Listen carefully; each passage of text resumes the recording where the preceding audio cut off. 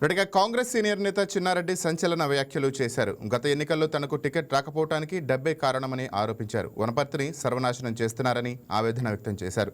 తాను అన్ని భరిస్తూ పార్టీలో కొనసాగుతున్నానని చెప్పారు. లేదంటే మరో జీవన్ రెడ్డిలా పార్టీకి దూరమయ్యేవాడనని వ్యాఖ్యానించారు.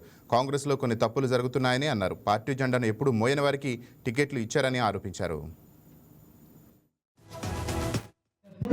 కాంగ్రెస్ పార్టీ జెండా పట్టనటువంటి వ్యక్తిని గతంలో కాంగ్రెస్ పార్టీలో ఉండి 10 సంవత్సరాలు టీఆర్ఎస్ ప్రభుత్వం ఉంటే ఆ పార్టీలో పోయి అన్ని సంపాదించుకుని మళ్ళా వచ్చిన వాళ్ళకి వేసినారు.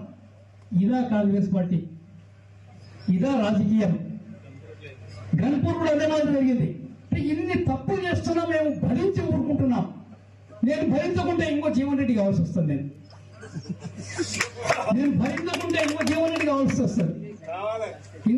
తప్పులు చేస్తున్నా ఈ తప్పుడు గాళ్లను పార్టీ నుంచి బయటకు వదిలేంత వరకు మేము వదలమనేటువంటి మాట కూడా మేము మనం చేస్తాం. అందుకని ఎంతకాలం సాగనిది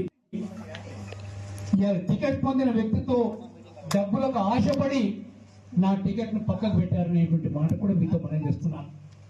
రేవంత్ రెడ్డి గారు పిసిసి ప్రెసిడెంట్ గా పోయి చెప్పారు, అన్నా ఈరోజు కాంగ్రెస్ పార్టీ గెలవబోతుంది, మీరు ముఖ్యమంత్రి కాబోతున్నారన్న మాట కూడా నేను చెప్పాను. ఆ మాట మరి నేనంత నిర్భయంగా వారే ముఖ్యమంత్రి అని చెప్పిన తర్వాత ఇంకా భయమే ఉంది చెప్పండి. ఆ ప్రకారంగా నేను చెప్పిన తర్వాత కూడా కొంత డబ్బులకు ఆశపడి నా టికెట్ కోశారు. ఇలా నా 45 సంవత్సరాలు నిర్మాణం చేసుకున్న రాజకీయ జీవితాన్ని ఒక్క వేటుతో కింద పడేశారనేటువంటి మాట కూడా మీతో నేను మనం చేస్తా ఉన్నాను. నేను పడిపోతే పడిపోవచ్చు, కానీ ఇలా వనపర్తి నియోజకవర్గాన్ని పూర్తిగా నాశనం చేశారు.